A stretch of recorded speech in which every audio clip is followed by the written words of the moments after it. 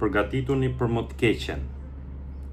Sot, pas në ditën e 33 të protestave paqësore kundër pushtetit Edi Ramës,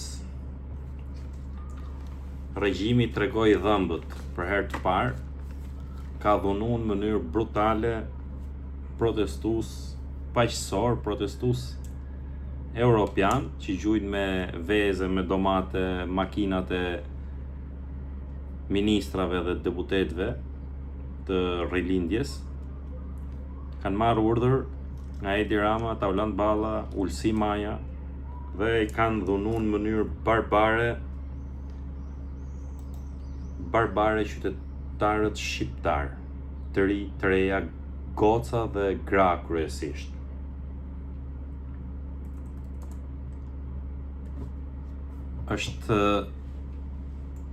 Ky është vetëm fillimi. Ky është revolucioni në fakt. Revolucioni i flamingove. Por nuk është më siç ka qenë, është kthy në revolucion tipik, dhe kjo prej pushtetit, prej provokimeve të pushtetit dhe prej agresionit të pushtetit. Nuk janë provoku, nuk janë dhunu, por me dhunë i është përgjigj policia e shtetit, agjentët civil, kujton çka ka shteti, shërbimi informativ, i ka dhunu në mënyrë barbare.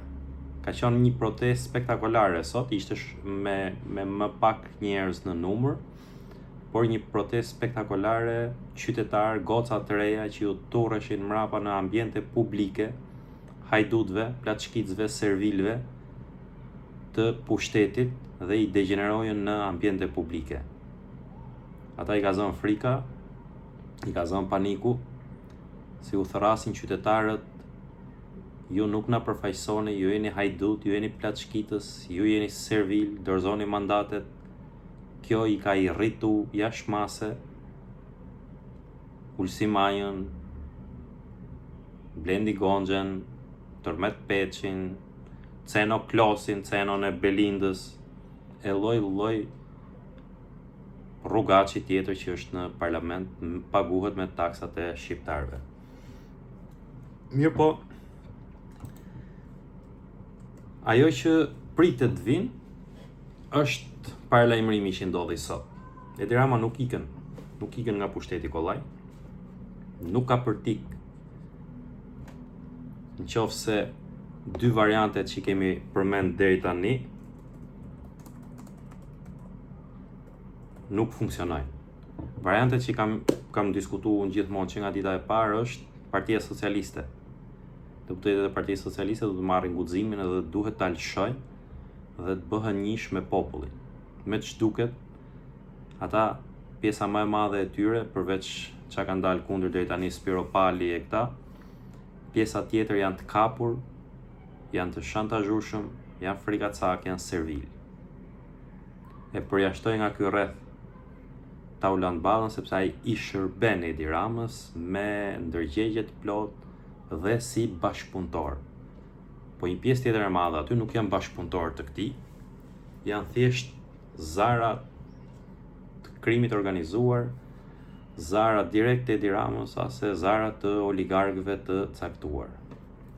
Nuk ikën Rama qetësisht, paqësisht, nëse Spaku nuk do të detyrohet nga agjencitë e huaja ndërkombëtare t'i nxjerrin urdhër arresti ose hetimi, t'i hapin hetimi minimum. Po edhe Spakun e dim se nuk e bën dot Spaku këto, sepse është i mbushur me shërbëtorët e Edi Ramës, me Altin Dumanin kry, dhe është i mbushur me njerëz të korruptuar. Korrupsioni në sistemin e drejtësisë është dhe jetë fishu në krahasim me atë drejtësinë e vjetër që thoshte Edi Rama përpara. Prandaj nuk lëviz dot Spaku, se është i kapur, është një strukturë e kapur e cila vetëm me presionin ndërkombëtar mund të lëviz. Rama vetë është midis dy zjarreve. Sorosi e ka shit, jo e ka shit. E shiti ky Sorosin dhe Sorosi mori masa. I ngriti revolucionin, i ngriti njerëzit, sepse e tradhtoi, e hangrin bes. Ato që ti të bëjnë më mirë Edi Rama, të hajnë bes njerëzit, po nuk është një lloj si të hash mbes shqiptarët, edhe të hash mbes një oligarkët më të fuqishëm të botës, sepse ta bën kështu siç po ja bën. Nga ana tjetër, është në fije të perit me Donald Trumpin, i cili me sa duket po e kupton, ose e ka kuptuar që i ka përzi familjen Edi Rama me narkotrafikant, gjoja në emër të një investimi në Zvërnec. Një njeri i tillë, në një hall të tillë, midis dy buldozerëve të mëdhej, është një langaraq, një shkatërraq që bëhet shumë i egër, bëhet shumë bish për të mos lëshu pushtetin. Në këtë situatë është Rama sot dhe nuk do ta lëshojnë. Nuk do ta lëshojnë pushtetin.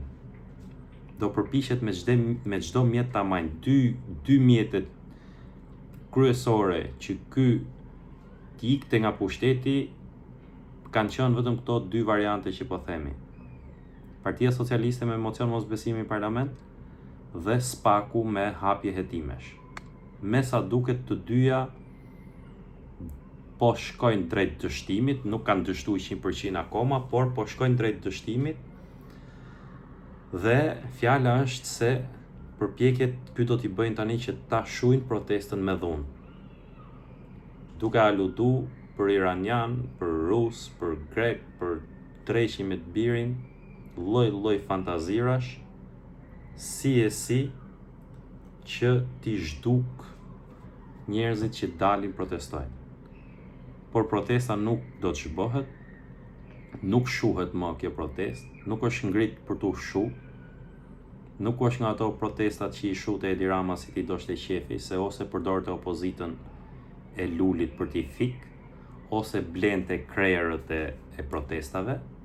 Këtë herë ka dështu për t'i ble krerët e protestave, po bën një gabim fatal, i ka dhënë urdhër këtij budallaj që kanë kryet policisë shtetit që të bllokojnë kufirin, pikat kufitare mos vinë shqiptarët e diasporës për protestën e datës 4 korrik.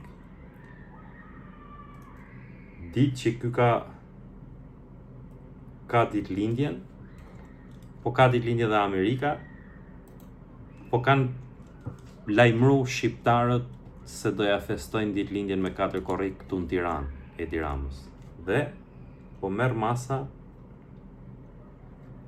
masa që ti bllokojnë nëpër pika kufitare në mes të sezonit turistik, do jap një shfaqje izolimi të kombit vet. Ata që ka përzon nuk do t'i lejnë të futen më brenda, po të krijon një formë shtetërrethimi qesharake, vetëm nga frika që të mos i bëhen shqiptarët bashk këtu për ta rrëzuar nga pushteti.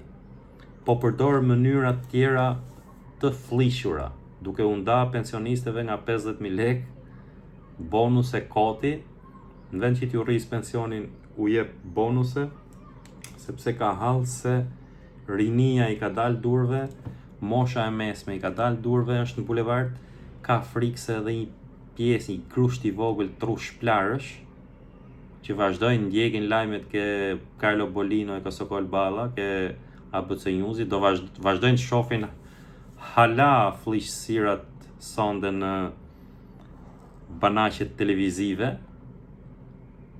maskarejnë që bëjnë politikën e pushtetit, duke u pagu me parat pista,